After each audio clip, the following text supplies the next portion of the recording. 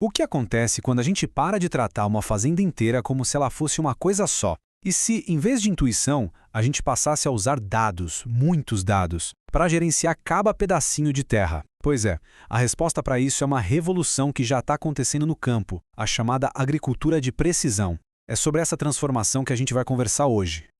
Então, nosso roteiro de hoje vai ser o seguinte: a gente começa entendendo qual era o grande desafio no campo, depois vemos como a agricultura de precisão surge como resposta, mergulhamos na tecnologia que faz tudo isso funcionar, damos uma olhada no impacto disso aqui no Brasil e, para fechar, a gente pensa um pouco sobre o futuro da lavoura. Para começar, vamos entender o porquê de tudo isso. Por que o jeito tradicional de fazer agricultura começou a encontrar seus limites? O problema central, na verdade, é bem simples de entender: tratar o que é diferente como se fosse igual. E olha só esse número. Ele vem de um estudo clássico de Alexandratos lá de 1995, mas ilustra o problema de um jeito perfeito. Quando se irriga uma área inteira do mesmo jeito, até 15% da água pode ir para o lugar errado ou na quantidade errada. E isso não é só desperdício de água não, é desperdício de tudo. Fertilizante, semente, defensivo, tudo aplicado com base numa média que, no fundo, não representa a realidade de cada metro quadrado daquele solo. Bom, e a resposta para esse desafio não é só um novo trator ou um novo aplicativo. É, na verdade, uma mudança completa de filosofia na hora de gerenciar a fazenda. E aqui está o coração da ideia. A agricultura de precisão é, na sua essência, gerenciar a variabilidade. Entender que dentro de um mesmo pedaço de terra existem áreas completamente diferentes, com solo, relevo e potencial de produção distintos. E a partir daí, agir de acordo com essa realidade, aplicando os recursos só onde, quando e na quantidade que eles são realmente necessários. A diferença aqui é gritante, né? Pensa assim, o manejo tradicional é como um médico que receita o mesmo remédio, na mesma dose, para todo mundo, não importa a idade ou peso. Já a agricultura de precisão, bom, ela é a medicina personalizada do campo. É um diagnóstico super detalhado para cada área, que resulta numa aplicação quase cirúrgica dos insumos, muito mais eficiente. Ok, a filosofia é ótima, mas como é que isso vira realidade lá no campo? A resposta está num ciclo de dados que não para de girar, alimentando e melhorando as decisões a cada safra. Tudo funciona dentro desse ciclo de 3 etapas. Primeiro, a coleta de uma quantidade enorme de dados para entender o campo nos mínimos detalhes. Depois, vem a análise, que é quando esses dados brutos viram inteligência, viram mapas que mostram as diferentes necessidades. E por fim, a aplicação precisa, feita por máquinas que ajustam a dose de insumos em tempo real. E o mais legal é que esse ciclo se repete e a cada vez a gestão fica mais e mais precisa. E as ferramentas usadas para coletar esses dados parecem até coisa de filme de ficção científica. A gente tem satélites lá no espaço, dando uma visão geral da saúde das plantas. Tem os vantes, que são os drones, que chegam pertinho e tiram fotos com uma resolução incrível.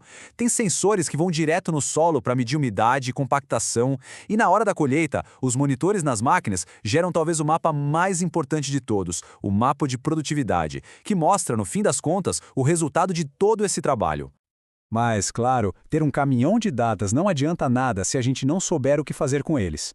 Como detalhado no material da Embrapa sobre o assunto, de 2014, são usadas técnicas geoestatísticas, como a krigagem, para transformar esses pontos de dados em mapas visuais, bem fáceis de entender. É olhando para esses mapas que o agricultor enxerga as zonas de manejo e decide, por exemplo, aqui eu coloco mais fertilizante, ali eu coloco menos. É informação virando decisão. E toda essa revolução tecnológica está criando um ecossistema de inovação gigantesco aqui no Brasil. A gente está falando de centenas de startups, as famosas AgTechs, que estão desenvolvendo soluções incríveis para o campo. E o número, olha, impressiona. De acordo com os dados mais recentes do Radar AgTech Brasil de 2024, a gente já tem quase 2.000 AgTechs validadas no país. Isso mostra um mercado superaquecido e uma tendência muito forte de digitalização do nosso agronegócio. E essa mesma fonte, o Radar AgTech Brasil, mostra pra gente onde essa inovação está concentrada. O Sudeste, com quase 58%, ainda lidera, mas é muito importante notar a força do Sul, com mais de 25%. E também o crescimento em regiões que são o coração do agronegócio, como o Centro-Oeste. A tecnologia está se espalhando pelo Brasil. Diante de tudo isso, o futuro da lavoura parece bem promissor, né? Mas a gente precisa ser realista e colocar na balança tanto os benefícios, que são bem claros, quanto os desafios que ainda existem para que essa tecnologia chegue para mais gente. Os benefícios são muito claros e geram um impacto enorme.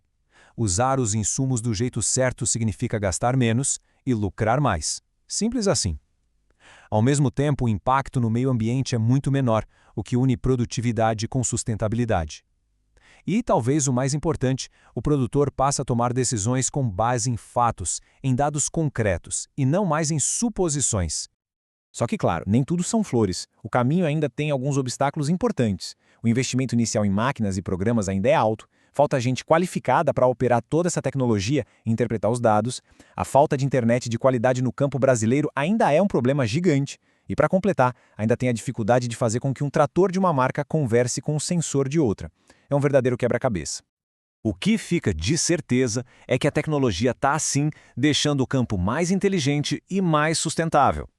A grande pergunta que fica para o futuro é como a gente constrói pontes para que essa revolução não seja só para as grandes fazendas.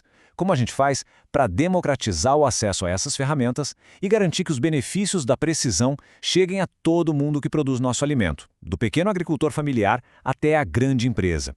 Essa é uma reflexão fundamental para o futuro do nosso agro.